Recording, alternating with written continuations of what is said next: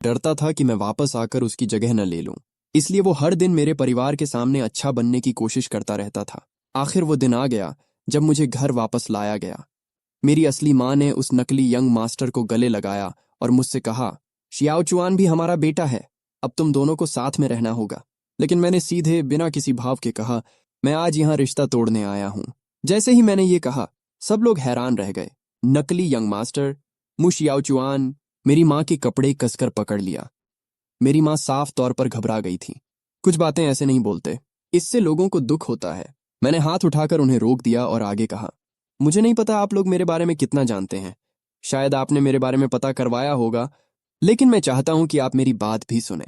मैं थोड़ी देर रुका, देखा कोई कुछ नहीं बोल रहा था, फिर मैंने आगे कहा, जब मु शियाओ चुआन की माँ ने मुझे किडनैप किया था, वो मुझे अपने गांव ले गई। मैं 6 साल की उम्र तक उनके घर में ही बड़ा हुआ। उस दौरान मुझे अनगिनत बार मारा गया। मुझे कभी पेट भर खाना नहीं मिला। जब मैं 3 साल का था, मैंने अपने बाल हटाकर अपना निशान दिखाया। उसका बाप नशे में था और उसने मुझे शराब की बोतल से मारा। मैं वहीं बेहोश हो गया। शायद उन्हें लगा मैं मर गया हूं। जब मुझे होश आया, मैं अभी भी सुअरों के बाड़े में था। एक सुअर मेरा हाथ काट रहा था, वो मुझे लगभग खा ही जाता। मेरी माँ ने अपना मुंह ढक लिया। वहां मौजूद हर कोई डर गया था, खासकर नकली यंग मास्टर मु शियाओ चुआन। वो बहुत घबरा गया था। मैं बच गया, लेकिन उसके बाद हालात और भी बुरे हो गए। हर दिन अंतहीन काम करना पड़ता था। अगर उन्हें मैं जरा भी बुरा लगता तो मुझे मारते थे। ठंड के मौसम में उन्होंने मुझे कुएं में धक्का दे दिया। मैं आधे दिन से ज्यादा पानी में भीगा रहा, तब जाकर किसी ने मुझे बचाया। उसके बाद मुझे तेज बुखार हो गया। उन्होंने मेरे लिए कभी दवा नहीं खरीदी, लेकिन फिर भी मैं किसी तरह बचा रहा। 6 साल की उम्र तक मौत से लड़ता रहा। एक बार मैं पानी उबाल रहा था और मुझे झपकी आ गई। आधी रसोई जल गई। नतीजा साफ था, फिर से पिटाई। उस बार मेरा पैर तोड़ दिया गया। आखिर में उन्होंने मुझे पहाड़ों में फेंक दिया, जहां भालू आते थे, ताकि कोई भालू मुझे खा जाए। यह सुनकर मेरी माँ चुपचाप रो रही थी। मेरे पिता भी अब और नहीं सुन पा रहे थे। वो मुझे रोकना चाहते थे, लेकिन मेरी ठंडी नजर ने उन्हें रोक दिया। मैं काफी जिद्दी हूं, फिर भी बच गया। मैं पूरी रात पहाड़ी नाले के सहारे रेंगता रहा। आखिर सुबह होते होते मैं मुख्य सड़क तक पहुंच गया। एक राहगीर मुझे पुलिस स्टेशन ले गया। आमतौर पर घर में मारपीट के लिए ज्यादा से ज्यादा 6-7 साल की सजा होती है, लेकिन पुलिस ने जांच की तो पता चला कि मैं उनका असली बेटा नहीं था। मामला मानव तस्करी का बन गया। आखिर में एक को 12 साल की सजा मिली और दूसरे को 15 साल की। लेकिन अफसोस, उन्होंने ये नहीं बताया कि मुझे कहां से उठाया था। मैंने आसपास खड़े चुप और हैरान लोगों को देखा और हल्का सा मुस्कुराया। उन्हें जेल भिजवाना मेरा अपना बदला था। मैं ये सब किसी और वजह से नहीं कह रहा। मैं बस इतना चाहता हूं कि जब आप कोई फैसला लें तो मेरी जगह से भी सोचें। मैंने अपने माता पिता की तरफ देखा। मुझे पता है आप मु शियाओचुआन से प्यार करते हैं। आप उसे आगे भी रखना चाहते हैं और उस पर प्यार लुटाना चाहते हैं। मैं इसका सम्मान करता हूं, लेकिन मैं ये भी चाहता हूं कि आप मेरे उससे नफरत करने के हक का भी सम्मान करें। मैंने पीले पड़े चेहरे वाले मु शियाओचुआन की तरफ ठंडी नजरों से देखा और साफ साफ कहा, मुझे तुमसे नफरत है। तुम्हें देखते ही मुझे वो दोनों याद आते हैं, वो दरिंदे, उनके घिनौने चेहरे। मुझे नहीं लगता कि किसी भी हालत में हम एक ही छत के नीचे रह सकते हैं। ये सुनते ही मु शियाओचुआन इतना डर गया कि तुरंत घुटनों के बल बैठ गया। भैया, मुझे माफ कर दो। ये सब मेरी गलती है। मेरी वजह से तुम्हें इतना सहना पड़ा। शियाओचुआन, दूसरी बहन उसे उठाने के लिए आगे बढ़ी। उसने मेरी तरफ देखा, लेकिन फिर अपना हाथ वापस खींच लिया। मैंने अपनी माँ की तरफ देखा और मुझे याद आया कि असली कहानी में मुझे बिल्डिंग से धक्का देकर मार दिया गया था और उसके बाद मेरी माँ ने ही सब कुछ छुपाने में उनकी मदद की थी।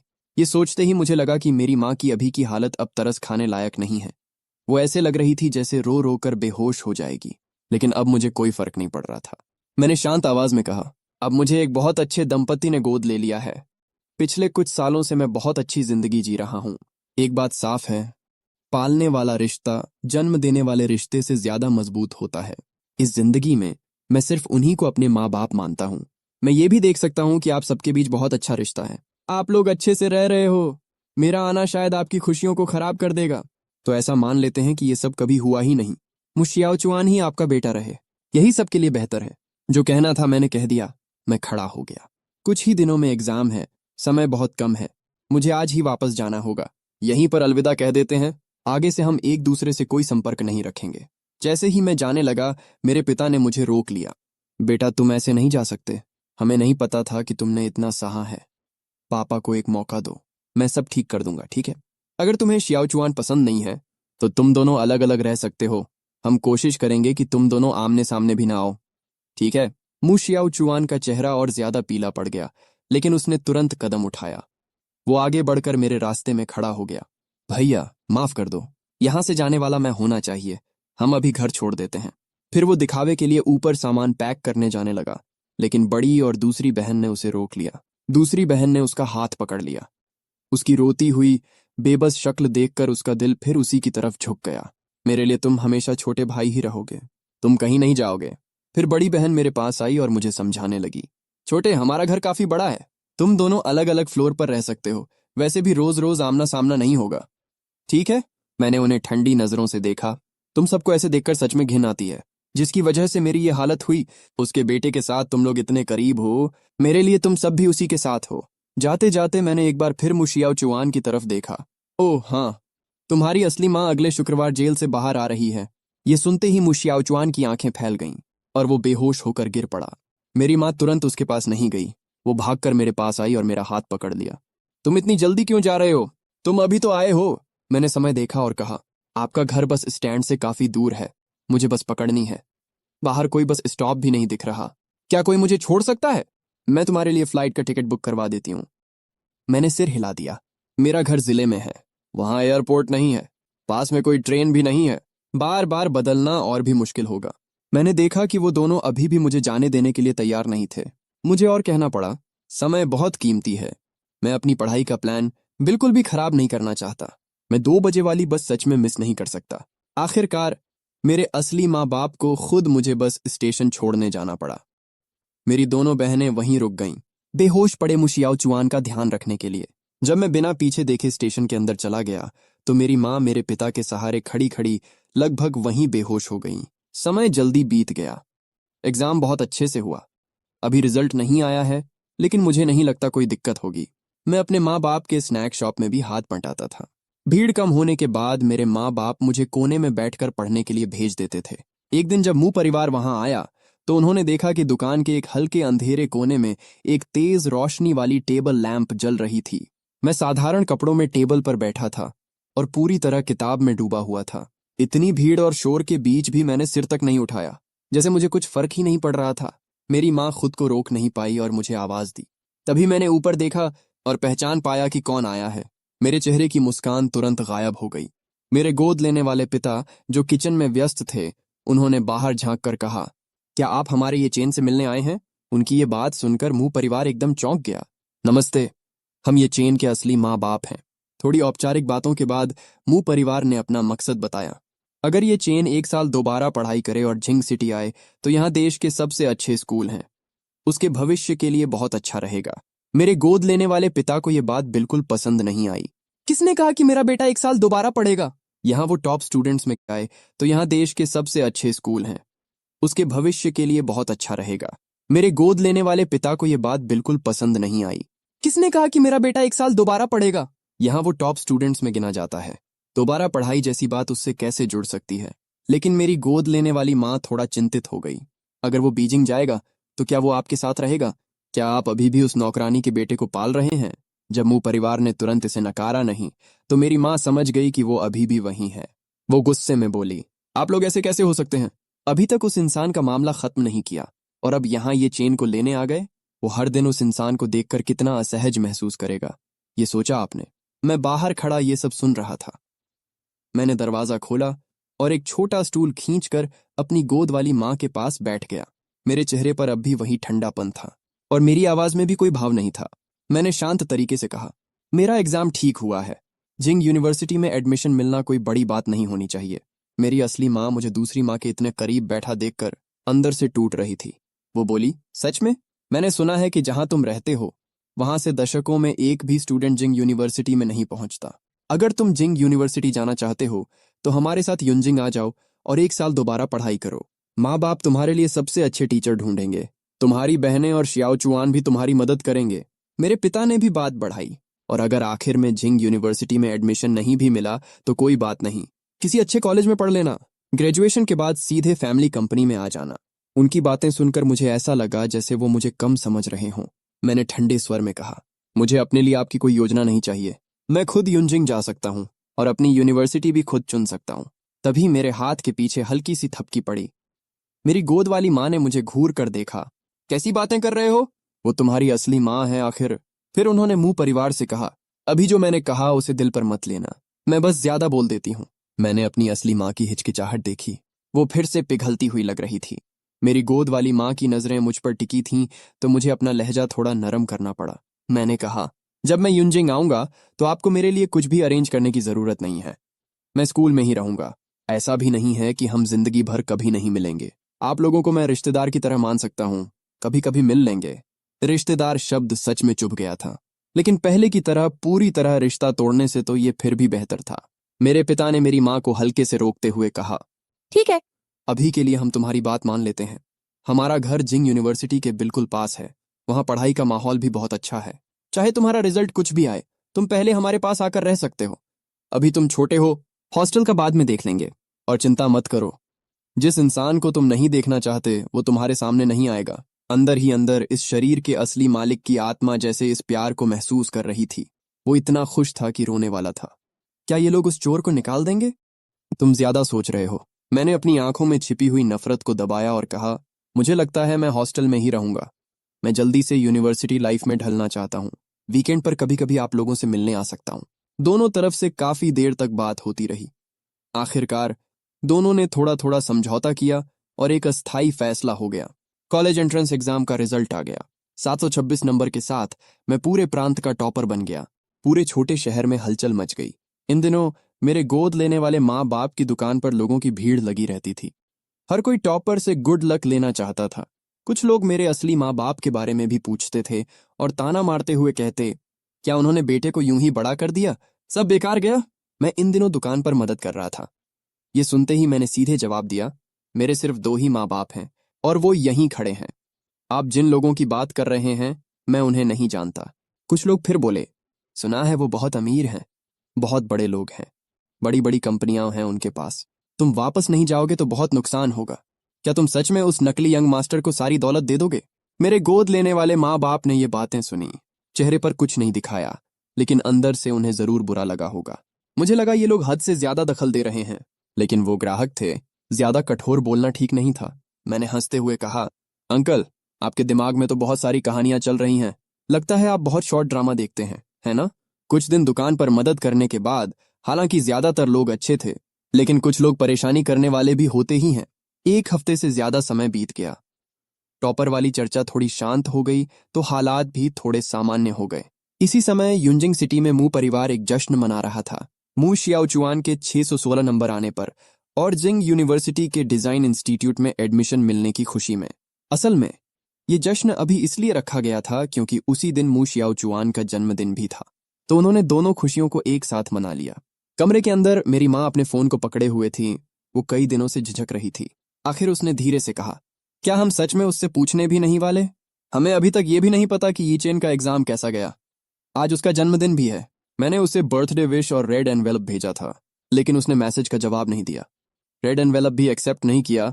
मेरे पिता ने धीरे से कहा, अभी सही समय नहीं है, थोड़ा रुक जाते हैं, कुछ दिन और इंतजार करते हैं। अभी अभी एग्जाम का रिजल्ट आया है। उस लड़के के मन का गुस्सा अभी कम नहीं हुआ होगा, और ऊपर से शियाओचुआन का रिजल्ट अच्छा आया है, तुलना करने पर उसे और बुरा लगेगा। तुम चिंता मत करो, कोचिंग और ट्यूशन के लिए अच्छे टीचर पहले ही ढूंढ लिए हैं। एक हफ्ते बाद हम यीचेन को वापस ले आएंगे, तब उसका जन्मदिन भी मना लेंगे। हाँ, ये भी सही है।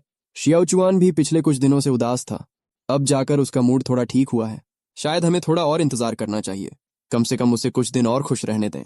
जिंदगी ऐसे ही बिना किसी रुकावट के चलती रही, और फिर कॉलेज चॉइस भरने का समय आ गया।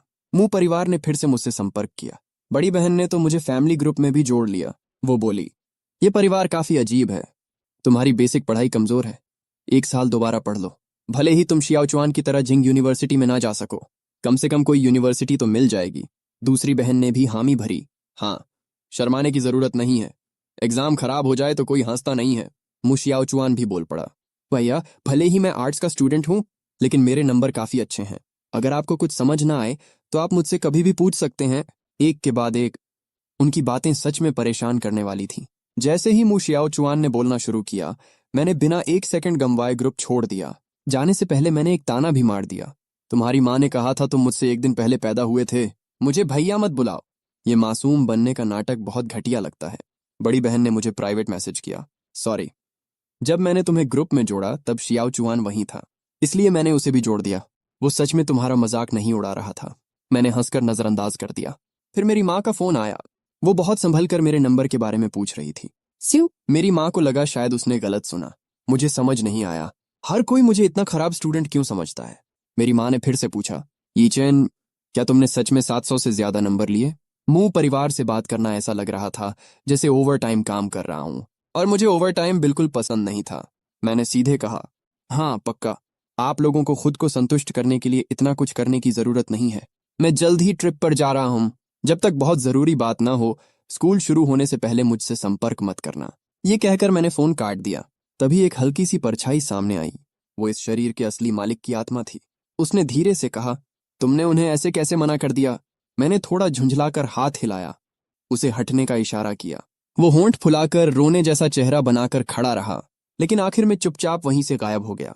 जैसा उम्मीद था, वो फिर कोने में जाकर चुपचाप बैठ गया, जैसे खुद में ही सिमट कर उदास हो गया हो। इस बार मुझे लेने सिर्फ मुंह कपल ही नहीं, वो फिर कोने में जाकर चुपचाप बैठ गया, जैसे खुद में ही सिमट कर उदास हो गया हो। इस बार मुझे लेने सिर्फ मुंह कपल ही नहीं, बड़ी बहन भी आई थी। उसने बड़े प्यार से मेरा सामान उठाने में मदद की। फिर मेरे गोद लेने वाले माँ बाप को भी इज्जत से गाड़ी में बैठने के लिए कहा। लेकिन मैंने अपनी सावधानी बिल्कुल कम नहीं की। ऐसी घटिया कहानियों में लोग पागलपन की हद तक जाते हैं। न उनकी चालाकी को ज्यादा समझना चाहिए, न ही उनकी हद को कम आंकना चाहिए। जब पता चला कि हमें मुंह परिवार के घर में ही रुकना होगा, तो मेरे गोद लेने वाले माँ बाप थोड़े हिचकिचाए, लेकिन फिर मान गए। बाहर रहने जितना आराम तो नहीं होगा, लेकिन वो भी देखना चाहते थे कि ये लोग मेरे साथ असल में कैसा व्यवहार करते हैं। पर जैसे ही हम घर के अंदर गए, सामने ही एक मुसीबत खड़ी मिल गई। वो थी इस कहानी की असली हीरोइन, लियू रुयान। उसे देखते ही इस शरीर के असली मालिक की आत्मा फिर से बेचैन हो उठी। यही है वो। पिछले जन्म में इसी ने मुझे मारा था। मैं इसे बहुत प्यार करता था। मैंने इसके लिए सब कुछ किया, अपनी पत्नी तक को धोखा दिया, लेकिन इसने उसी कमीने के लिए मुझे बिल्डिंग से धक्का दे दिया। मैंने झुंझलाकर दांत भींच लिए। ये मेल लीड और मुंह परिवार सच में कितने पागल थे। मैंने अभी कुछ किया भी नहीं था कि मेरे पास खड़ा ये भूत ही पहले पागल हो गया। वो गुस्से में आगे बढ़ा और लियू रुयान का गला दबाने की कोशिश करने लगा, लेकिन वो उसे छू भी नहीं पा रहा था। उधर लियू रुयान सीधे मेरी तरफ बढ़ी। तुम्हारी वजह से शियाओ चुआन आज घर नहीं आ पाया। वो दिखने में एक जवान लड़की थी, लंबी, खूबसूरत, और उसकी आंखों में एक ठंडी अजीब सी चमक थी। सच में बहुत खूबसूरत थी। मैंने मन ही मन तय कर लिया, मैं शियाओ चुआन को हमेशा उसी नौकरानी के परिवार के साथ बांध कर रखूंगा। मैंने ठंडे स्वर में कहा, शियाओ चुआन, तुम उस इंसान की बात कर रही हो जो उन इंसान तस्करों का बेटा है? मुझे पूरा यकीन था कि अगर बार बार लोगों के दिमाग में ये बात डाली जाए, तो एक दिन ऐसा आएगा जब भी कोई मुंह शियाओ चुआन का नाम लेगा, उसे उसके अपराधी माँ बाप ही याद आएंगे। लियू रुयान को इस बात का बिल्कुल अंदाजा नहीं था। तुम क्या बकवास कर रहे हो? मुंह परिवार ने बाहर वालों को सिर्फ इतना बताया था कि उनका खोया हुआ बेटा मिल गया है। ये नहीं बताया कि मुंह शियाओ चुआन उनका असली बेटा नहीं है। तुम्हें नहीं पता कि मुंह शियाओ चुआन, मैंने बात काट दी, मुंह परिवार की नौकरानी का बेटा। उसकी माँ ने हमें बदल दिया था। मैंने शक भरी नजर से अपने असली माँ बाप की तरफ देखा। वो दोनों अजीब सा महसूस कर रहे थे। तो आपने उसकी असली पहचान सबको नहीं बताई? मेरी माँ थोड़ी शर्मिंदा सी दिखी। पूरा मुंह परिवार ही जैसे अपराधी महसूस कर रहा था। आखिर हमने शियाओ चुआन को पाला है। लियू रुयान हैरान होकर बोली, ऐसा कैसे हो सकता है? कुछ समय पहले ही तो आपने उसके लिए बर्थडे पार्टी और यूनिवर्सिटी में एडमिशन की पार्टी रखी थी। मैंने मुंह परिवार की तरफ ठंडी नजरों से देखा। Birthday party, admission party? आपका रिश्ता सच में बहुत गहरा है ना? मुंह पिता थोड़ा परेशान दिखे। वो अभी यूनिवर्सिटी के हॉस्टल में रह रहा है। कुछ दिनों में हम तुम्हारे लिए भी एक पार्टी रखेंगे। मैंने बड़ी बहन के हाथ से अपना सामान खींच लिया। छोड़ दीजिए, मुझे इसकी जरूरत नहीं है। अगर आप उसे छोड़ नहीं सकते तो मुझे उकसाने की भी जरूरत नहीं है। वैसे भी वो अभी भी आपके मुंह परिवार का बेटा है। नहीं नहीं, इंसान तस्करों का बेटा ही आपके मुंह परिवार का बेटा है। जाइए उसी को प्यार दीजिए। मैंने जोर से कहा, पापा, मम्मी, चलिए यहां से। लियू रुयान ने बड़ी बहन से हैरानी में पूछा, इसने जो कहा क्या वो सच है? बड़ी बहन कुछ पल के लिए कुछ बोल ही नहीं पाई। वो बस हमें रोकने की कोशिश करने लगी। उस समय शियाओ चुआन तो बस एक नवजात बच्चा था। उसकी असली माँ ने जो किया, उसके लिए उसे दोष नहीं दे सकते। लियू रुयान थोड़ा डगमगाई, लेकिन आखिर में जिस लड़के को वो पसंद करती थी, उसके लिए उसका झुकाव जीत गया। अगर ऐसा है तो शियाओ चुआन भी तुम्हारी तरह एक पीड़ित है। तुम इतने छोटे दिल के कैसे हो सकते हो? मैंने आंखें घुमाईं। साइड हटो, हम यहाँ नहीं रुक रहे हैं, नहीं तो उनका प्यारा बेटा घर नहीं आ पाएगा और बेवजह हमसे नफरत करेगा। मेरी गोद लेने वाली माँ भी अब सब समझ गई थी। उसने लियू रुयान को घूर कर देखा और मेरा हाथ पकड़कर बाहर चल पड़ी। चलो यहाँ से। कैसे लोग हैं ये? जिसे रहना है वो रहे इस घर में। हमारे यीचेन को इसकी कोई जरूरत नहीं है। मेरे गोद लेने वाले पिता ने भी बीच बचाव करना छोड़ दिया और हमारे पीछे पीछे बाहर आ गए। तभी मूमा ने मेरी गोद वाली माँ को रोक लिया। मत जाइए, हम शियाओ चुआन के मामले में यीचेन को जरूर एक जवाब देंगे। प्लीज, आप निश्चिंत रहिए, वो आज घर नहीं आएगा। लेकिन लियू रुयान अभी भी नहीं मानी। आंटी, आप जो कर रही हैं वो शियाओ चुआन के साथ सही नहीं है। अब मेरी गोद वाली माँ उस लड़की को ऊपर से नीचे तक देख रही थी और उसे बिल्कुल पसंद नहीं कर रही थी। सही? तुम्हारे हिसाब से सही क्या है? हमारे यीचेन ने जो कुछ सहा, जो दर्द झेला, क्या वो सही था? तुम्हारे परिवार को देखकर लगता है तुम अच्छे घर से हो। अगर तुम्हें तुम्हारे घर की नौकरानी बदल देती और उसका बेटा तुम्हारे घर में ऐश करता जबकि तुम रोज मार खाते, तो क्या तुम्हें वो सब सही लगता? लियू रुयान एक पल के लिए चुप हो गई। उसने सच में खुद को उस हालत में रखने की कोशिश की और लगता है वो पूरी तरह से बिना महसूस किए नहीं रह पाई। मेरी गोद लेने वाली माँ ने सीधा कह दिया, बातें करना बहुत आसान होता है, तुम खुद को बहुत बड़ा दिल वाला समझ रही हो, है ना? तो फिर उस इंसान तस्कर के बेटे को अपने घर क्यों नहीं ले जाती? लियू रुयान तुरंत बोली, हम एक दूसरे से प्यार करते हैं, जल्दी ही वो मेरे परिवार का हिस्सा बन जाएगा। मेरी माँ ने उसे घिन भरी नजरों से देखा। ओह, तो तुम उस तस्कर के बेटे की होने वाली बहू हो, तभी तुम इतनी बुरी लग रही हो। लियू रुयान खुद को सही समझ रही थी। वो यहाँ अपने प्यार के लिए इंसाफ मांगने आई थी, लेकिन अचानक उसे ऐसा लगने लगा जैसे वो ही गलत बन गई हो। कौन तस्कर की बहू? आप क्या बोल रही हैं? वो जवाब देने ही वाली थी कि बड़ी बहन ने उसे खींच कर अलग कर लिया। प्लीज, अब और मत बोलो, शियाओ चुआन की बात बाद में करेंगे। बड़ी बहन को लग रहा था कि उसकी दोस्त बस मामला और बिगाड़ रही है। इतनी मुश्किल से उनका असली भाई उनसे बात करने लगा था। क्या वो उसे फिर से दूर भगाना चाहती है? तभी अचानक बटलर भागता हुआ आया। उसके चेहरे पर घबराहट साफ दिख रही थी। शेन परिवार आ गया है। वो अपनी बात पूरी भी नहीं कर पाया था कि दरवाजे से लोगों का एक बड़ा झुंड अंदर आ गया। सबसे आगे एक लंबी महिला थी। उसकी आंखें ऐसी थीं जैसे मुस्कुरा रही हों, लेकिन अंदर कुछ और ही चल रहा हो। वो अंदर आते ही बोली, अच्छा हुआ सही समय पर आ गई। मुंह परिवार फिर से नाटक कर रहा है। मुंह पिता थोड़ा असहज हो गए। घर की बात किसी बाहर वाले के सामने आ जाना उन्हें अच्छा नहीं लगा, लेकिन वो उसे नजरअंदाज भी नहीं कर सकते थे। प्रेसिडेंट शेन, बहुत समय बाद आप यहाँ कैसे? शेन युए ने उनकी बात को पूरी तरह नजरअंदाज कर दिया और सीधा मेरी तरफ देखा। उसने मन ही मन सोचा, काफी किस्मत वाली बात है, मैं इसे ढूंढ ही रही थी और ये खुद मेरे सामने आ गया। मुंह पिता को अनदेखा किया गया, फिर भी वो नाराज नहीं हुए, बल्कि उन्होंने उत्साह से मेरा परिचय करवाया। ये है ये चेन, हमारा खोया हुआ बेटा जो अभी अभी हमें मिला है। आओ, ये शेन परिवार की तीसरी बेटी हैं। तुम इन्हें छोटी आंटी कह सकते हो। शेन युए हल्का सा मुस्कुराई। तो तुम मुझ परिवार के यंग मास्टर हो, लेकिन मुझे छोटी आंटी कहने की जरूरत नहीं है। अभी रिश्ते थोड़े उलझे हुए हैं, मैंने बिना किसी भाव के कहा। मेरा सरनेम ये है। मुंह परिवार का यंग मास्टर मु शियाओ चुआन है। शेन युए ने हल्का सा भौं उठाया। अच्छा, क्या मु शियाओ चुआन वही नहीं है जो इंसान तस्करों का बेटा है? वो बाहर खड़े खड़े काफी कुछ सुन चुकी थी और वैसे भी उसे किसी की परवाह नहीं थी। मुंह परिवार के सब लोग एकदम शर्मिंदा हो गए। वो कुछ कहना चाहते थे, लेकिन समझ नहीं आ रहा था क्या कहें। अगर मैं यहाँ नहीं होता तो ये लोग आराम से सब कुछ साफ साफ नकार देते, लेकिन अब मैं, उनका असली बेटा, सामने खड़ा था। ऐसे में अगर ये मना करते तो वो मेरे मुंह पर थप्पड़ मारने जैसा होता। इसलिए वो पूरी तरह फंस गए थे। मैंने हल्का सा भौं उठाया। शेन युए के जवाब से मैं अंदर ही अंदर काफी खुश था। मन में सोचा, ये औरत सच में बोलना जानती है। मैंने सीधा कहा, आप गलत नहीं कह रही हैं, लेकिन मुंह परिवार को उस तस्कर के बेटे से ही ज्यादा लगाव है।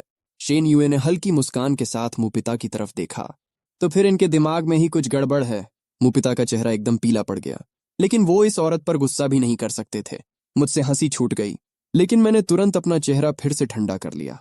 मैंने शेन युए की तरफ हाथ हिलाया। अगर आपको कोई काम है तो आप जाइए, हम अब निकल रहे हैं। मुंह परिवार फिर से हमें रोकने की कोशिश करने लगा, लेकिन इस बार शेन युए ने मुझे पहले ही रोक लिया। कहाँ जा रहे हो? मैं छोड़ देती हूँ। मैंने पूछा, आप यहाँ किसी काम से आई थी ना? वो मुस्कुराई। आई तो थी, लेकिन अब नहीं। तुम्हें छोड़ना ज्यादा जरूरी है। हम दोनों की बात देखकर बड़ी बहन को अजीब सा लगा। तुम दोनों एक दूसरे को जानते हो? शेन युए हंस पड़ी। हमने कुछ छुपाया नहीं है।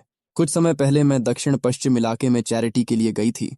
ये बच्चा उसी समय मेरी स्कॉलरशिप पाने वालों में से एक था। उसने प्यार से मेरे सिर पर हाथ रखा। मेरी स्कॉलरशिप इतनी आसान नहीं होती। पूरे इलाके में सिर्फ 8 लोगों को मिलती है। और रकम भी काफी अच्छी होती है।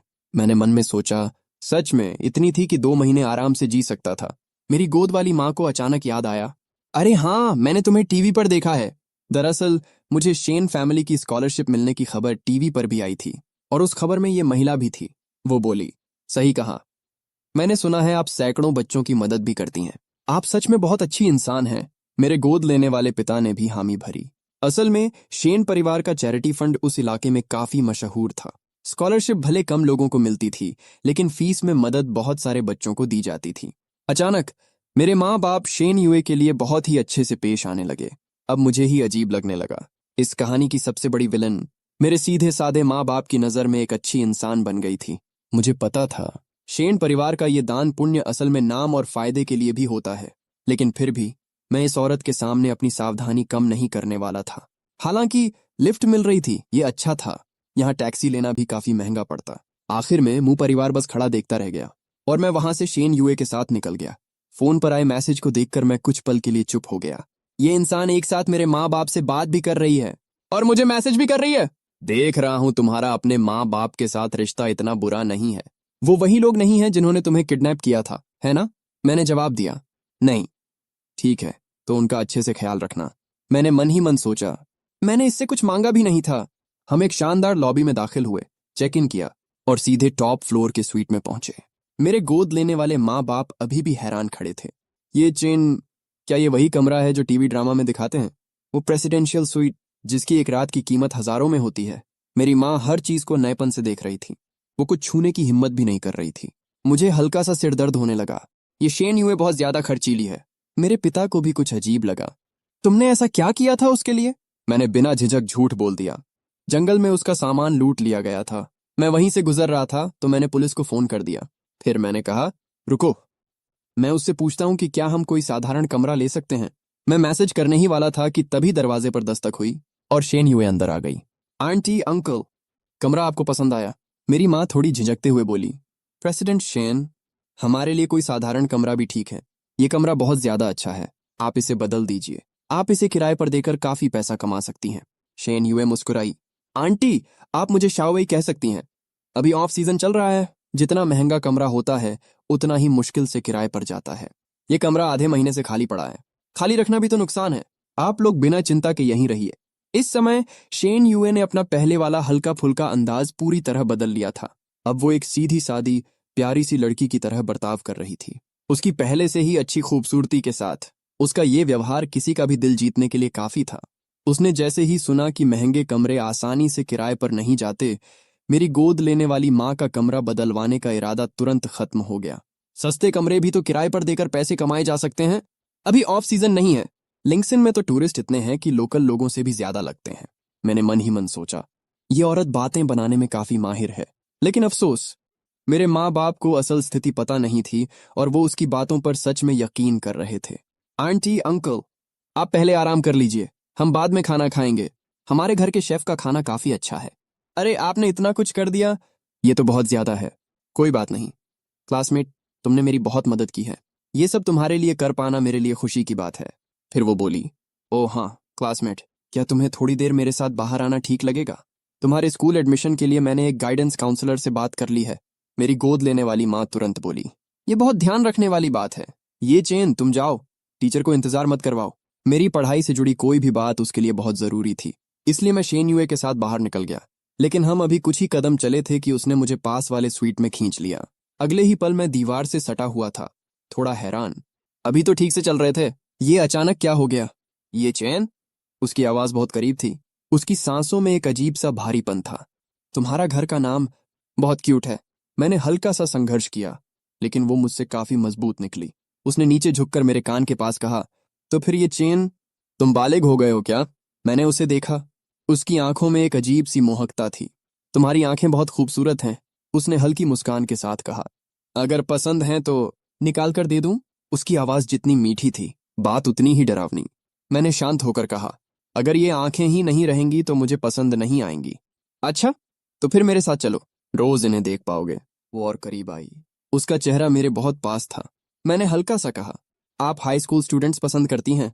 मैं हाई स्कूल स्टूडेंट नहीं हूं, मैं यूनिवर्सिटी में हूं।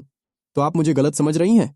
क्या तुम्हें याद नहीं पिछली बार में तुमने 2 लड़कों को साथ लाया था, मैंने ठंडे स्वर में कहा। वो सेटअप था, लेकिन तुमने उन्हें खुद नशे की हालत में अंदर आने दिया था। वो भी एक गलत फहमी थी।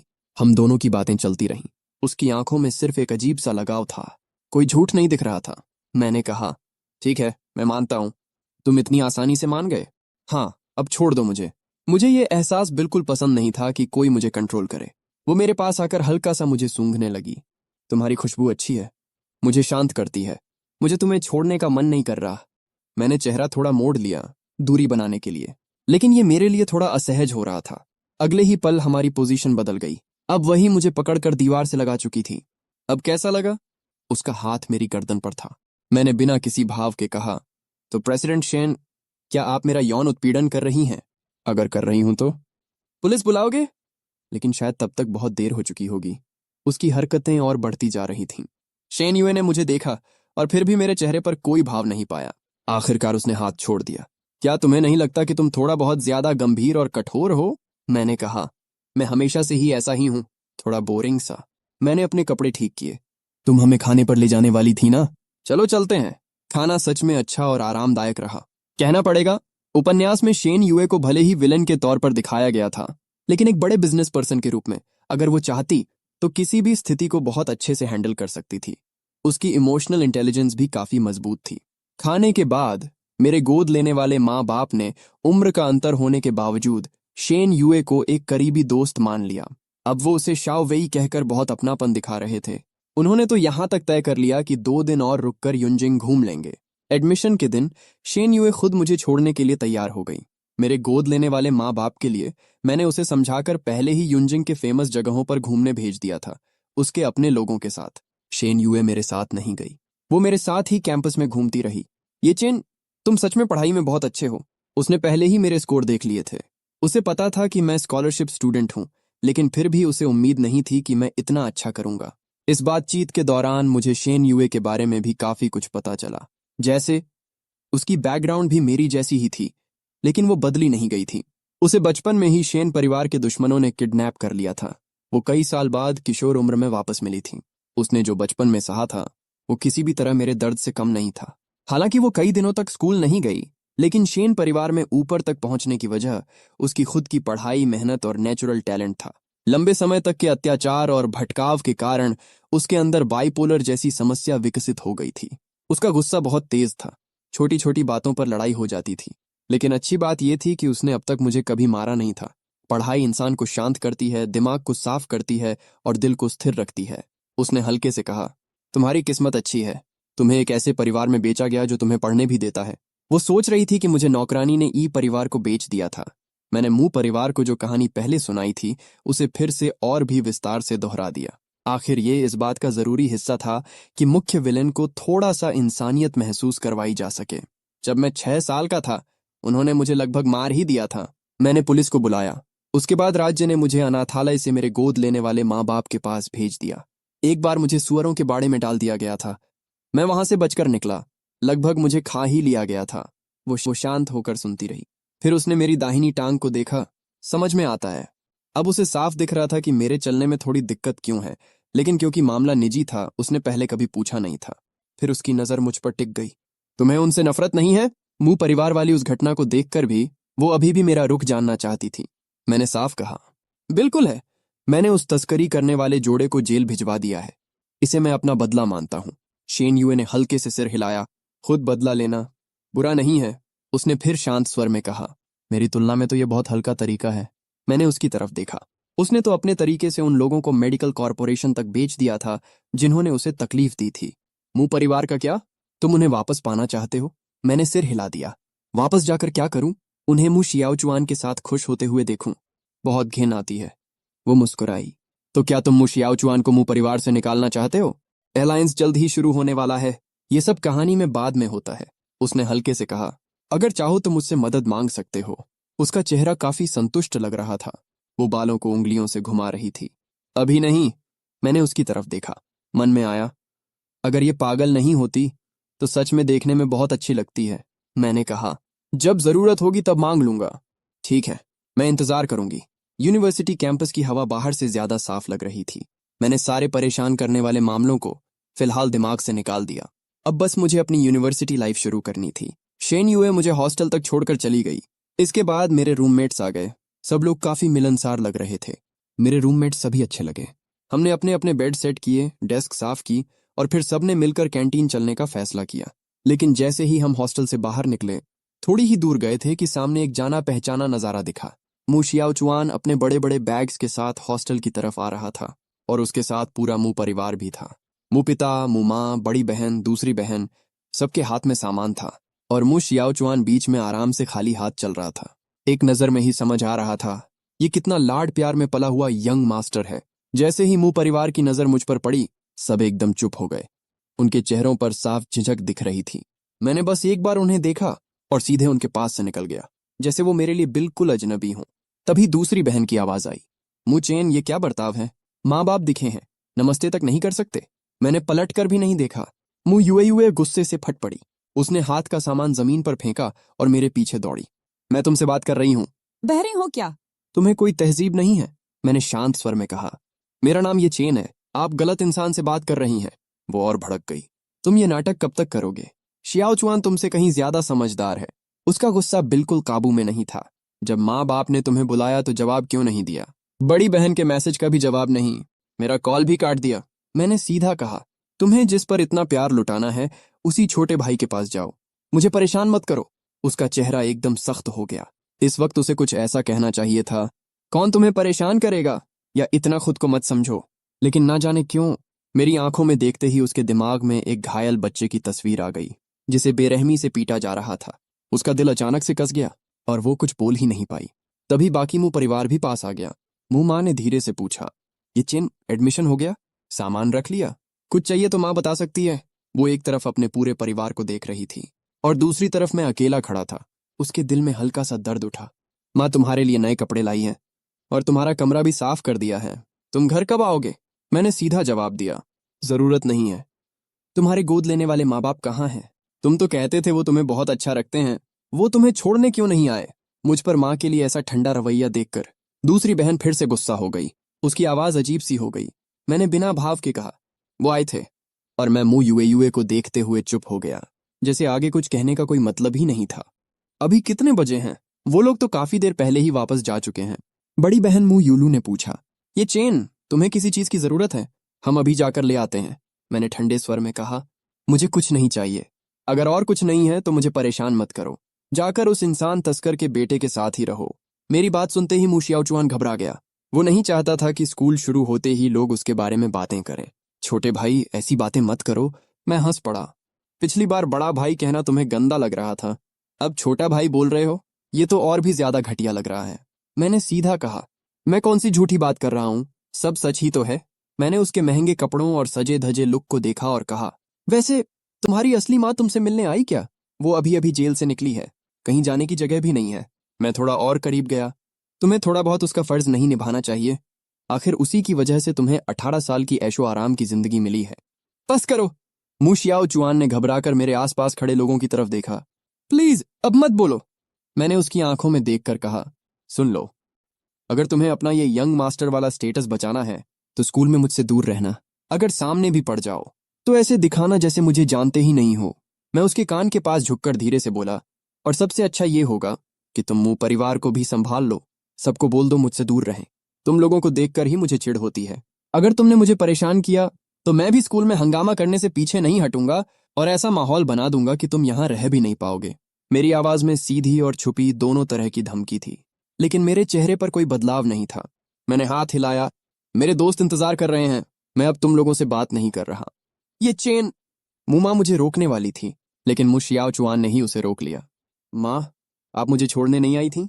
उसकी आंखों में आंसू भर आए थे, जैसे उसे बहुत बड़ा दुख मिला हो। मुंह माँ का दिल फिर से पिघल गया। जब तक वो उसे समझाती रही तब तक मैं काफी दूर जा चुका था। मेरे एक रूममेट ने पूछा, भाई चेन, ये लोग कौन थे? मैं हल्का सा मुस्कुराया, एक ड्रामेबाज कहानी के मुख्य किरदार। मैंने मजाक में बात टाल दी। आज कॉलेज का पहला दिन था। मैं नहीं चाहता था कि कोई भी चीज मेरा मूड खराब करे। मेरे गोद लेने वाले माँ बाप युनजिंग में 2 दिन घूमे और आने जाने में उन्हें तय समय से 2 दिन ज्यादा लग गए। मुझे तो बाद में पता चला कि उन 2 दिनों में शेन यूए उनके साथ ही रही और उन्हें छोड़ने भी खुद आई थी। इसके अलावा उसने उनके लिए फ्लाइट टिकट भी बुक कर दिए और प्राइवेट कार का इंतजाम किया ताकि वो प्रांतीय राजधानी से सीधे घर पहुंच सकें। मैंने सोचा था मेरे माँ बाप इतने सीधे साधे हैं, वो दूसरों को तकलीफ देना पसंद नहीं करते, तो ये सब देखकर वो जरूर घबरा जाएंगे।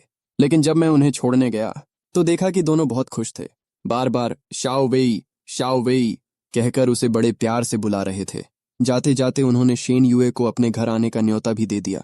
सिर्फ कुछ ही दिनों में मेरे सीधे साधे माँ बाप और शेन युए के बीच एक अजीब सा अपनापन बन गया था। प्लेन उड़ गया और आसमान में गायब हो गया। अचानक मुझे थोड़ा खालीपन महसूस हुआ।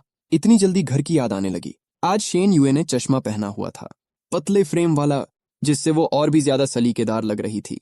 मैंने उसकी तरफ देखा। मेरे माँ बाप के लिए जो कुछ तुमने किया उसके लिए धन्यवाद, सच में बहुत बहुत धन्यवाद। वो हल्के से मुस्कुराई। सिर्फ बोलने से काम नहीं चलेगा, कोई असली एक्शन भी है, उसने चश्मा ठीक करते हुए कहा। ये चेन, तुम कुछ करने वाले हो या नहीं? मैंने थोड़ी देर सोचा। मैं तुम्हें खाना खिला सकता हूँ। फिर थोड़ा हंसकर बोला, लेकिन मैं तो एक गरीब स्टूडेंट हूँ, बहुत महंगी जगह अफोर्ड नहीं कर सकता। कॉलेज के पास एक छोटा सा रेस्टोरेंट है, अगर तुम्हें ठीक लगे तो। मुझे कोई दिक्कत नहीं है, चलो। हम कॉलेज के पास एक ग्रिल्ड फिश वाले छोटे से रेस्टोरेंट में गए। जगह छोटी थी, लेकिन खाने का स्वाद बहुत बढ़िया था। मुझे भी हाल ही में इसके बारे में पता चला था। हम दोनों एक कोने में बैठ गए। मैंने पूछा, तुम्हें खाने में कुछ परहेज है? वो बोली, मेरा पेट थोड़ा कमजोर है, तीखा नहीं खा सकती, और मुझे सोया वाली चीजें पसंद नहीं है। मैंने सिर हिलाया। ठीक है। मुझे अच्छा लगा कि उसने सीधे सीधे बता दिया। कुछ भी चलेगा कहकर टाल नहीं दिया। जो इंसान साफ बात करता है वो जिद्दी इंसान से हमेशा बेहतर होता है। रेस्टोरेंट में लोगों की आवाजाही लगी हुई थी। चारों तरफ शोर था। ज्यादातर आसपास के कॉलेज के स्टूडेंट्स ही थे। हमारी टेबल पर एक यूनिवर्सिटी स्टूडेंट और एक शहर की खूबसूरत लड़की। ये कॉम्बिनेशन ऐसा था कि लोग बार बार देख कर जा रहे थे, लेकिन मेरे चेहरे पर कोई फर्क नहीं पड़ा। मुझे इस बात की बिल्कुल परवाह नहीं थी कि लोग क्या सोचेंगे। शेन युए ने मुझे देखा और कहा, तुम्हें डर नहीं लगता कि तुम्हारे क्लासमेट्स देख लेंगे? फिर हल्का सा मुस्कुराई। मेरे साथ दिखोगे तो लोग कुछ भी सोच सकते हैं, जैसे कि तुम मेरे शुगर बेबी हो। उसकी आवाज में छेड़ने वाला अंदाज था, जैसे वो मेरा रिएक्शन देखना चाहती हो। लेकिन मैंने बिल्कुल ध्यान नहीं दिया। उस वक्त मैं मछली के कांटों से जूझ रहा था। मैंने कहा, मुझे लगता है हमारा कॉलेज काफी अच्छा है। यहाँ के लोग इतने फालतू नहीं होते। जो लोग यहाँ आए हैं वो सब टॉप स्टूडेंट्स हैं। अगर कुछ गॉसिप भी दिख जाए तो बस एक बार देखकर आगे बढ़ जाएंगे। ज्यादातर लोग खुद से फैलाने नहीं जाते। मैंने आराम से आगे कहा, और वैसे भी हम दोनों खुलकर साथ बैठकर खा रहे हैं। कोई भी नॉर्मल इंसान यही सोचेगा कि हम रिश्तेदार हैं या कुछ ऐसा। शेन युए ने हल्का सा सिर हिलाया। इतना आसान नहीं होता। लोग वही मानते हैं जो उन्हें सही लगता है। मैंने कंधे उचकाए। उन्हें जो बोलना है बोलने दो। मेरे सामने तो नहीं बोलेंगे तो मुझे फर्क नहीं पड़ता। अगर सच में फर्क पड़ा तो मैं पुलिस बुला लूंगा। मैंने एक टुकड़ा मछली का उठाया जिसमें कम कांटे थे और उसकी तरफ बढ़ाया। ये लोगी। मैंने देखा था कि वो ज्यादा खा रही थी, तो लगा शायद उसे कांटे निकालना नहीं आता। शेन युए एक पल के लिए चौंकी, फिर उसने प्लेट ले ली। खाना खत्म होने तक बीच बीच में थोड़ी बातचीत होती रही, लेकिन ज्यादातर मैं ही बोल रहा था। मैं उसे अपने गांव की ग्रिल्ड फिश के बारे में बता रहा था। कैसे वो तीखा नहीं खा सकती तो सिचुआन हॉटपॉट मिस कर देगी, और हमारे छोटे से ढाबे की खास डिश के बारे में भी। शेन युए को लग रहा था कि मेरी बातें किसी जादू जैसी हैं। आसपास का शोर जैसे गायब हो गया हो और मेरी हर बात साफ साफ उसके कानों और दिल तक पहुंच रही हो। मेरी आवाज का उतार चढ़ाव, हर शब्द, सब सीधे उसके अंदर उतर रहा था। उसे पहली बार लगा कि किसी की बातें सुनना बोरिंग नहीं बल्कि सुकून देने वाला भी हो सकता है। उसके शरीर और दिमाग दोनों को अजीब सी शांति मिल रही थी, इतनी कि जैसे वो कभी भी सो सकती हो। जो लड़की सालों से नींद की बीमारी से जूझ रही थी, जिसे बिना दवाई के नींद नहीं आती थी, उसके लिए यह एहसास किसी चमत्कार से कम नहीं था। खाना खत्म होने के बाद हम बाहर निकल आए। शेन युए ने पूछा, आज तुम्हारी क्लास है? मैंने सच सच कहा, नहीं। तो मेरे साथ चलो। ये कहकर उसने बिना मेरा जवाब सुने ही मेरा हाथ पकड़ लिया और मुझे सीधे गाड़ी में बैठा दिया। मेरे मन में भी थोड़ा जानने की इच्छा थी, इसलिए मैंने मना नहीं किया, लेकिन मैंने ये नहीं सोचा था कि वो मुझे अपने अपार्टमेंट ले जाएगी। जब मुझे कुछ गड़बड़ लगा तब तक देर हो चुकी थी। शेन युए मुझे सीधा लिफ्ट में खींच कर ले गई। मैंने उसे देखा और कहा, शेन युए, मैं अभी अभी बालिग हुआ हूं, तुम इतनी भी बेरहम नहीं हो ना। मुझे अब पछतावा हो रहा था कि मैंने उसके साथ चलते वक्त अपनी सावधानी थोड़ी ढीली कर दी थी। मुझे लगा था तुम मुझे अपना दोस्त मानते हो। जैसे ही हम अंदर आए उसने मुझे सीधे बेड पर धक्का दिया, अपने जूते उतारे और खुद मेरे ऊपर आकर लेट गई। कोई आवाज मत करना और मुझे छूना मत। उसने मुझे कसकर पकड़ लिया। बस थोड़ी देर। मैंने हल्का विरोध किया तो उसने कहा, जिद्दी होना समझदारी नहीं होती। मैंने आखिरकार खुद को ढीला छोड़ दिया और जैसा मैंने सोचा था वैसा ही हुआ। शेन यूए ने कुछ भी गलत नहीं किया। थोड़ी ही देर में मेरी बाहों में उसकी सांसें धीरे धीरे शांत होने लगीं। वो सच में सो गई थी। मैं हैरान था। ये कैसी इंसान है? वो मुझे इतनी कसकर पकड़े हुए थी कि मैं हिल भी नहीं पा रहा था। अजीब है, ये दिन में भी सो सकती है। तभी अचानक असली मालिक की आत्मा फिर से सामने आई। मैंने कहा था ना, शेन यूए को बहुत गंभीर नींद की समस्या है। वो दिन में मुश्किल से 2-3 घंटे ही सो पाती है। ये चेन, लगता है तुम्हारे अंदर कोई अजीब सी ताकत है जिससे उसे नींद आ जाती है। मैंने मन में सोचा, मैं खुद ऐसा इंसान हूं जिसे अगर नींद पूरी ना मिले तो बहुत चिड़चिड़ा हो जाता हूं। मेरे लिए नींद खाने से भी ज्यादा जरूरी है, और जो इंसान दिन में सिर्फ 2 घंटे सो पाता हो उसके लिए यह सच में बहुत दुख की बात है। क्या मैं सच में किसी को सुला सकता हूं? यह अभी साबित होना बाकी था, क्योंकि ये चीज कहानी में पहले कभी नहीं थी। अब अगर मैं यहां से निकलने की कोशिश करता तो मुझे जोर लगाना पड़ता और वो जाग भी सकती थी। मैंने सोचा, अगर ये भी मेरी तरह नींद टूटने पर गुस्से में आ गई तो मेरे लिए मुसीबत खड़ी हो सकती है। इसलिए मैंने फैसला किया, शांत रहना ही बेहतर है। मैंने भागने का ख्याल छोड़ दिया और आंखें बंद करके सो गया। करीब 2 घंटे बाद मेरी नींद खुली। शेन यूए मेरी गाल पर उंगली से हल्का हल्का टच कर रही थी, बिल्कुल छोटे बच्चे की तरह। मैंने उनींदी आंखों से उसे देखा और पूछा, कितने बजे हैं? 4 बज गए। मैं उठने ही वाला था कि उसने फिर से मुझे दबा दिया।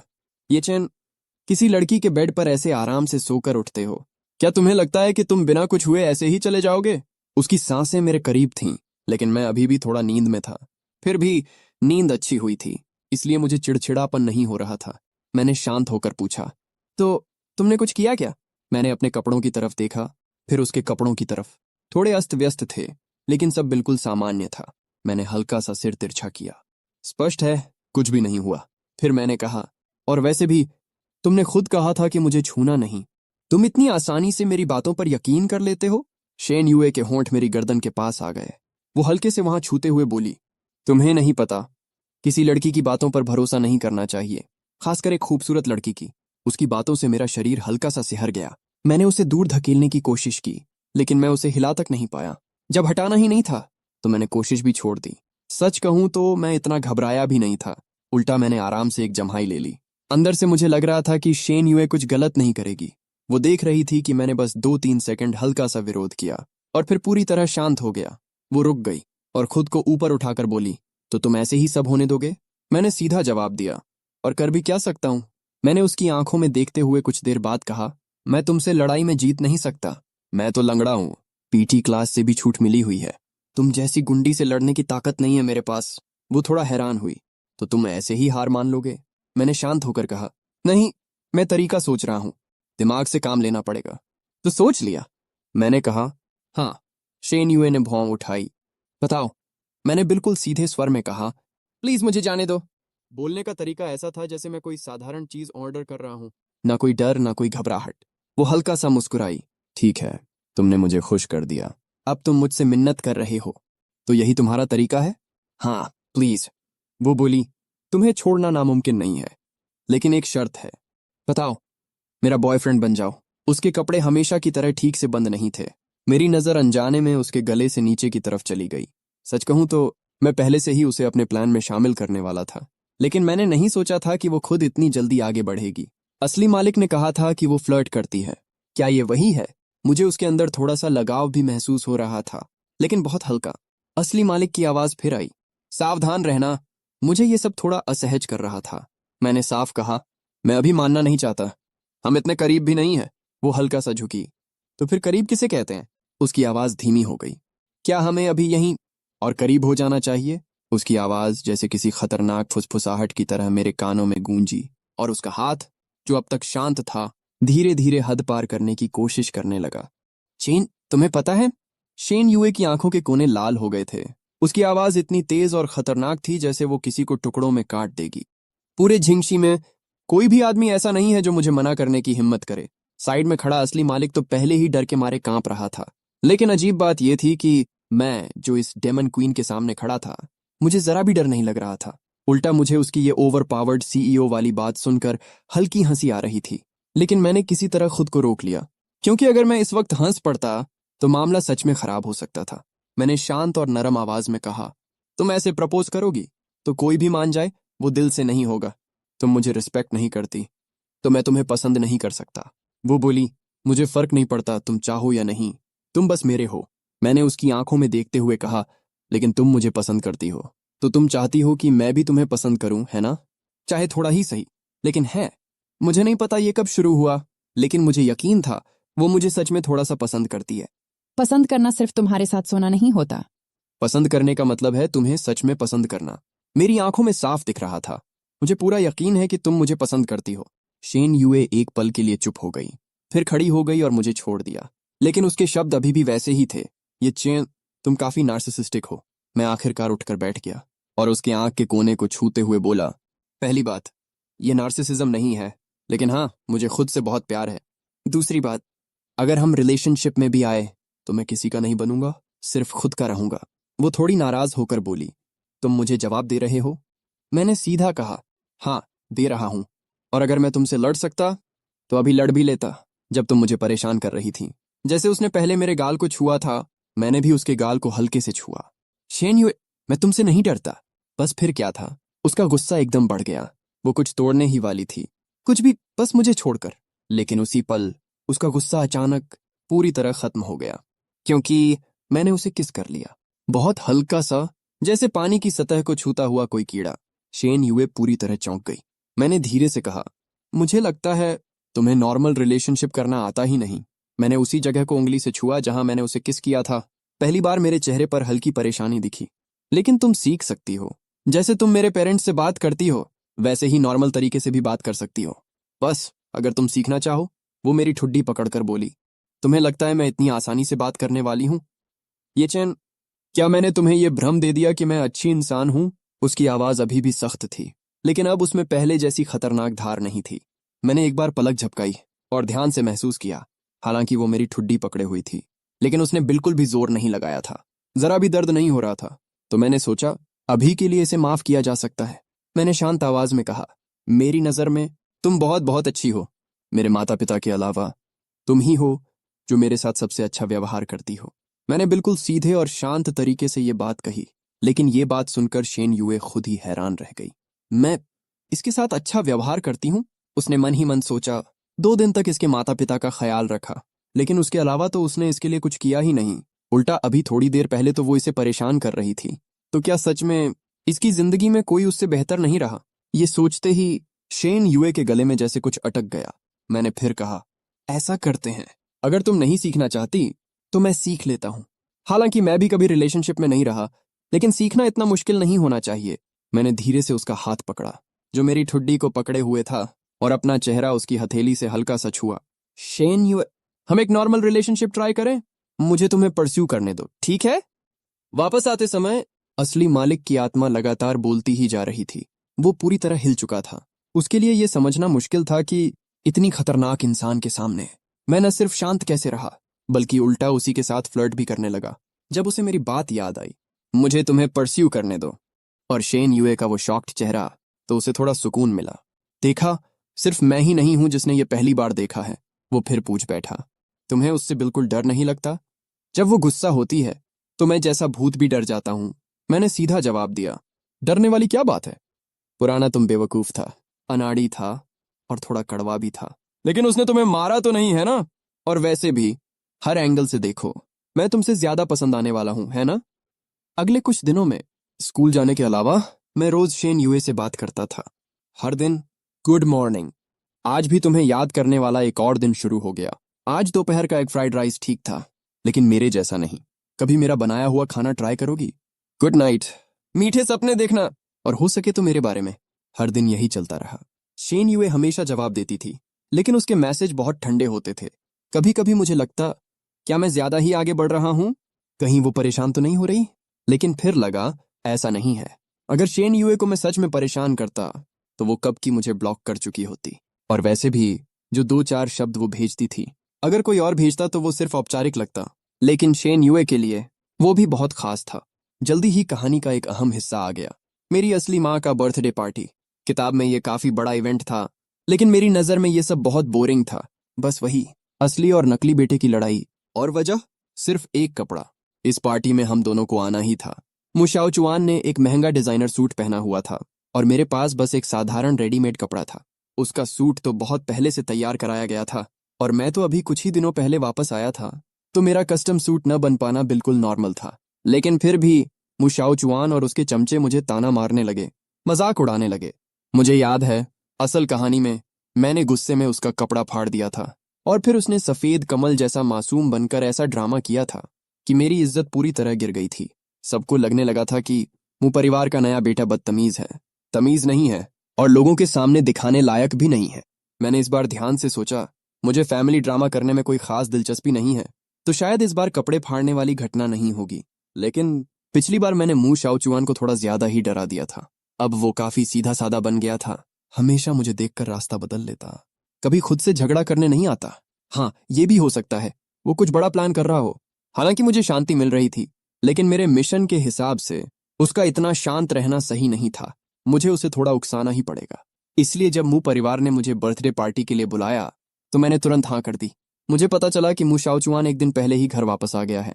मैंने सोचा अभी जाकर पंगा लेने का कोई फायदा नहीं है, सीधे पार्टी वाले दिन ही जाऊंगा। उधर मेरी असली माँ मोबाइल में टाइप कर रही थी, ये चैन क्या तुम थोड़ा पहले आ सकते हो? मैं तुम्हें कपड़े ट्राई करवाने ले जाऊंगी और बाल भी सेट करवा देंगे। लेकिन उसने मैसेज भेजने से पहले ही डिलीट कर दिया, क्योंकि पिछली रात मुंह शाओचुआन ने उसे काफी देर तक रोके रखा था और आज वो उसी के साथ कपड़े लेने जा रही थी। दोनों बेटे एक दूसरे से नहीं बनाते और जब वो एक को टाइम दे चुकी थी तो दूसरे को साथ नहीं ले जा सकती थी। थोड़ा सोचने के बाद उसने बड़ी बहन को बुलाया, जाओ ये चैन को ले आओ और उसे कपड़े भी दिलवा देना।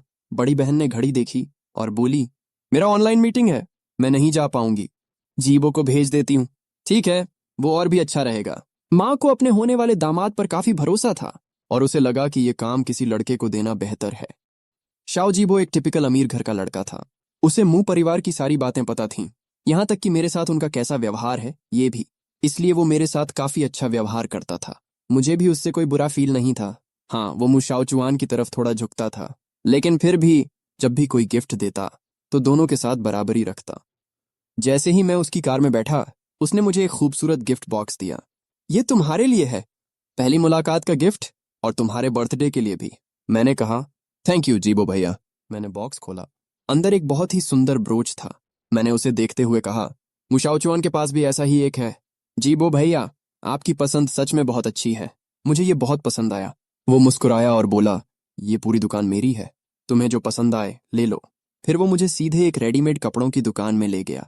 दुकान के सारे स्टाफ उसे पहचानते थे, एक एक करके सबने उसे नमस्ते किया। उसने मेरी तरफ इशारा करके कहा, ये मुंह परिवार का नया मिला बेटा है, यूलू का सगा भाई, इसके लिए एक अच्छा आउटफिट निकालो। स्टाफ के मन में चाहे जितनी भी गॉसिप हो, लेकिन उसके सामने बोलने की किसी की हिम्मत नहीं थी। मेरी दोनों जिंदगी मिलाकर मैंने सबसे महंगा कपड़ा भी मुश्किल से 1,000 युआन का पहना था, और यहाँ 10,000, लाखों, यहाँ तक कि मिलियन तक के कपड़े पड़े थे। मैं एक पल के लिए सच में कंफ्यूज हो गया, लेकिन फिर मैंने सोचा कोई है जो मेरी मदद कर सकता है। मैंने तुरंत 3 आउटफिट चुने जो मुझे अच्छे लगे, उनकी फोटो ली और शेन यूए को भेज दी। आज मुंह परिवार की बर्थडे पार्टी में जा रहा हूं, समझ नहीं आ रहा कौन सा पहनूं, तुम चुन दो। उधर शेन यूए अभी अभी किसी को पीट कर खत्म हुई थी। फोन पर मेरा मैसेज देखा तो उसने हाथ में पकड़ा बेसबॉल बैट एक तरफ फेंक दिया और थोड़ा साइड में जाकर खड़ी हो गई। मेरे भेजे हुए कपड़ों की फोटो देखी, अपने होंठ के कोने से खून पोंछा और बस इतना रिप्लाई किया, पहनो और दिखाओ। मेरे पास और कोई ऑप्शन नहीं था, तो मैंने तीनों कपड़े ट्राई किए। हाल ही में कई बड़े इवेंट्स चल रहे थे, इसलिए दुकान के नए मॉडल के कपड़े सब उधार जा चुके थे। लेकिन जो भी थे सब क्लासिक और बहुत शानदार थे, कुछ तो पुराने लेकिन बेहद खास डिजाइन थे। स्टाफ हर बार कपड़े बदलवाते हुए मुझे देखकर हैरान हो रहा था।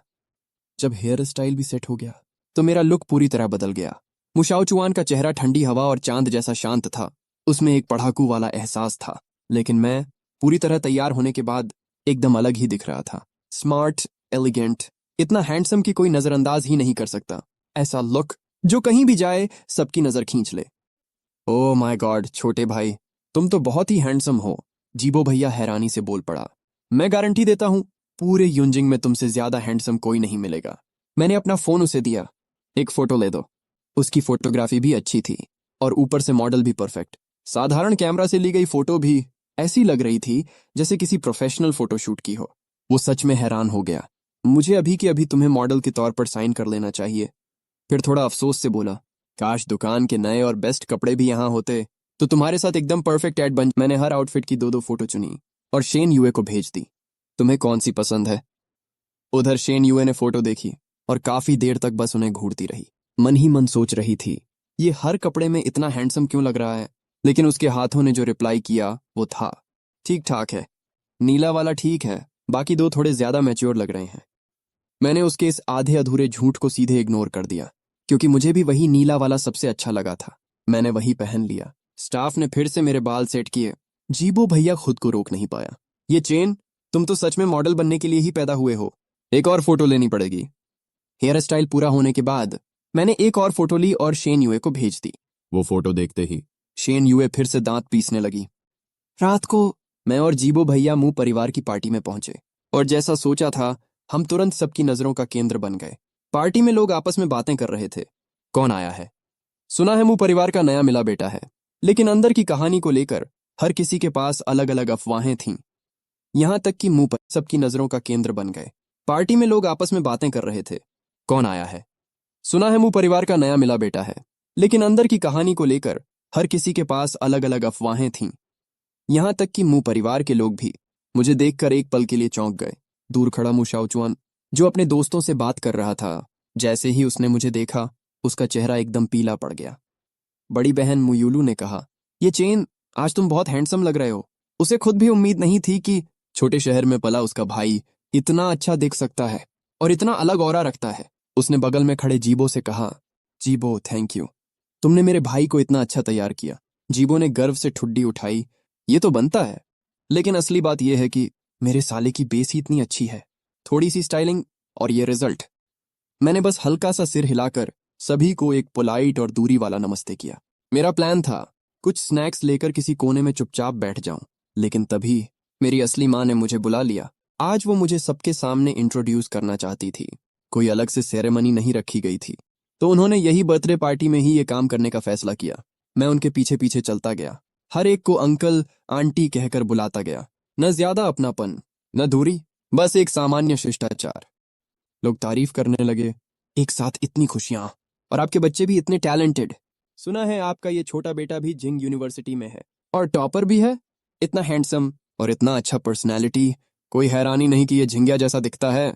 दोनों भाई साथ में खड़े हों तो कौन प्रभावित नहीं होगा। काश मेरे भी ऐसे दो बेटे होते। हर बार जब लोग मुझे और मुशाओचुआन को साथ में तुलना करते, बाहर से तो मुंह माता पिता कुछ नहीं दिखाते थे, लेकिन अंदर से वे दोनों बहुत ज्यादा बेचैन हो जाते थे। लेकिन अच्छा ये था कि मैं हमेशा बाहर से बहुत शांत दिखता था। मैं ज्यादा बोलता नहीं था, लेकिन मेरा तरीका और बर्ताव ऐसा था कि लोग मुझे सलीकेदार और संभला हुआ समझते थे। इस तरह अचानक सामने आए इस यंग मास्टर मुंह की इमेज सबके दिमाग में काफी अच्छी बन गई। कुछ लोग ऐसे भी थे जो इधर उधर की बातें पूछने लगे। वो फैमिली का दूसरा बेटा आखिर बाहर कैसे भटकता रहा, पता नहीं। शायद मेरी ये शांत वाली छवि देखकर उस कपल ने सबको ये कह दिया कि हम दोनों असल में जुड़वां भाई हैं, और उस साल हम में से एक खो गया था। मैंने हाथ में वाइन ग्लास घुमाते हुए उन दोनों को देखा, जो मुझसे नजर मिलाने की हिम्मत भी नहीं कर पा रहे थे, और मैंने चेहरे पर गहरी निराशा दिखा दी। ये चेन, इस बारे में हम बाद में ठीक से बात करेंगे। मदर मुंह घबराकर बात संभालने की कोशिश करने लगी। उन्हें डर था कि कहीं पार्टी का माहौल खराब ना हो जाए। तभी मुझ शियाओचुआन के पास खड़ा एक चमचा बोला, शियाओचुआन, वो तो बस एक नाजायज बेटा है, बस दिखने में ठीक ठाक है। देखा है उसने क्या पहना है? सब 2 साल पुराना लग रहा है। कितना दिखावा कर रहा है। और उसके पैर को क्या हुआ है? थोड़ा अजीब चल रहा है। कहीं लंगड़ा तो नहीं? कपड़े देखकर ही समझ आ रहा है कि अभी अभी मिला है। वैसे भी कोई हमारे शियाओचुआन से मुकाबला नहीं कर सकता। हमारा शियाओचुआन तो इस सीजन का लेटेस्ट मॉडल पहन रहा है। बड़े बड़े सेलिब्रिटी को भी ये आसानी से नहीं मिलता। सुना है उसकी माँ ने सीधे उसके लिए खरीद लिया। कितना लकी है। साइड से झांगदान भी बोल पड़ा, ऐसा मत बोलो उसके बारे में, अगर उसने सुन लिया तो उसे बुरा लगेगा। मुंह शियाओचुआन ने नकली घबराहट दिखाते हुए कहा, वो पहली बार ऐसे इवेंट में आया है तो नर्वस होगा। मैं जाकर उसे देखता हूँ। शियाओचुआन, तुम बहुत ही अच्छे हो। उसके चमचे दोनों तरफ से उसके साथ चल पड़े। जैसे ही शियाओ जीबो ने उसे आते देखा, वो भी आगे बढ़कर मिला। भैया जीबो! मुंह शियाओचुआन ने मीठी आवाज में पुकारा। तुम यहां क्यों आए हो? शियाओ जीबो ने प्यार से उसके सिर पर हाथ फेरा। मैं अपने जीजा से मिलने आया हूं। फिर उसने थोड़ा दूर खड़े उस हैंडसम लड़के की तरफ देखा, थोड़ा सतर्क हुआ और मुंह शियाओचुआन से बोला, वो तुम्हें ज्यादा पसंद करता नहीं लग रहा। बेहतर है तुम उसके पास मत जाओ। मुझे पता है। मुंह शियाओचुआन ने धीरे से मुट्ठी भींची, चेहरा बिल्कुल बेचारा सा बना लिया। लेकिन इससे मम्मी पापा के लिए चीजें मुश्किल हो जाएंगी। वो नहीं चाहते कि हम दोनों के बीच झगड़ा हो। मैं भी नहीं चाहता कि वो दुखी हों, इसलिए मैं कुछ करना चाहता हूं ताकि हमारे बीच सब ठीक हो जाए। तुम हमेशा जरूरत से ज्यादा समझदार बनते हो। ये अच्छी बात नहीं है, इससे तुम्हें ही नुकसान होगा। शियाओ जीबो ने आ भरते हुए कहा। तुम्हारा भाई तो सच में बहुत हैंडसम है। मेरा तो दिल कर रहा है उसे अपने लिए मॉडल बना लूं। आज जितना वो मुझे देख रहा था उतना ही खुश होता जा रहा था और मू सिस्टर्स के साथ इस बारे में बात भी कर रहा था। मेरी मदद करो ना उससे बात करने में, उसका ज्यादा टाइम भी नहीं लगेगा।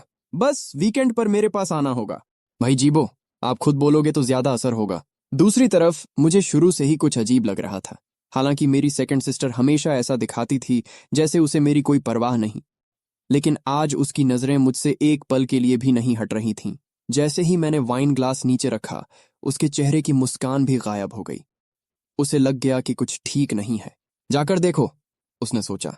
तो इससे पहले कि मैं कुछ बड़ा करता, मू फैमिली के लोग, जिनमें शियाओ जीबो भी था, सब मेरे आसपास इकट्ठा हो गए।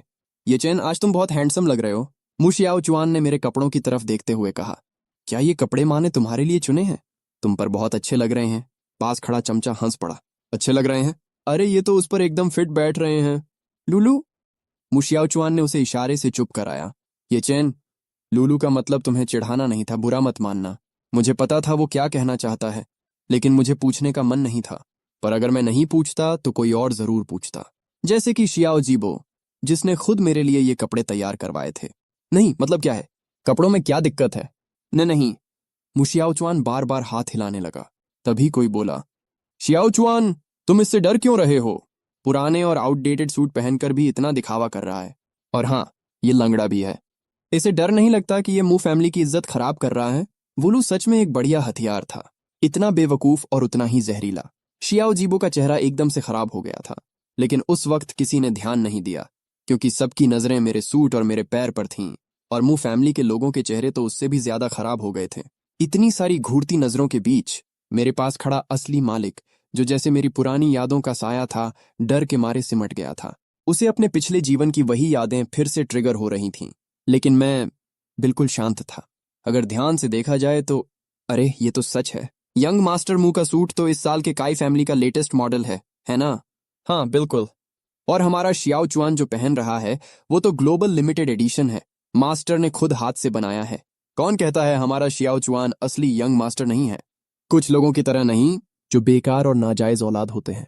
वुलू ने अपनी सबसे बड़ी चाल चल दी, लेकिन इस बार मू शियाओ चुआन सच में घबरा गया। चुप हो जाओ, बेकार की बातें मत करो। मेरा भाई ऐसा नहीं है। उसने तुरंत मुड़कर बेचारे जैसा चेहरा बनाते हुए फादर मुंह की तरफ देखा, जिनका चेहरा पहले ही सफेद पड़ चुका था। डैड, मॉम, मैंने इन्हें ऐसा कुछ नहीं कहा था। ये लोग खुद ही अंदाजा लगा रहे हैं। ओह, तो ये नाजायज बेटा है। अब समझ आया, तभी इसके साथ इतना अलग व्यवहार हो रहा है। मिसेस मू खुद इसे लोगों से मिलवा रही हैं। कितनी खुली सोच है। हाँ, और इसके पैर में भी दिक्कत है ना? चलने से ही पता चल रहा है। अब ये फुसफुसाहटें रुकने वाली नहीं थीं। मैंने शांत खड़े होकर कहा, हाँ मेरे पैर में दिक्कत है। लेकिन ये लंगड़ा क्यों हुआ?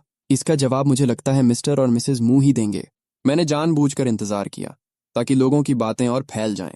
फिर धीरे से बोला, आप लोग मुझे नाजायज का टैग तो नहीं लगाने देंगे, है ना? मेरी आवाज शांत थी, लेकिन इतनी ठंडी कि वहां मौजूद हर इंसान के कानों तक साफ पहुंची। एक पल में पूरा माहौल चुप हो गया। सबको इंतजार था कि अब आगे क्या होगा। नहीं, ऐसा नहीं है।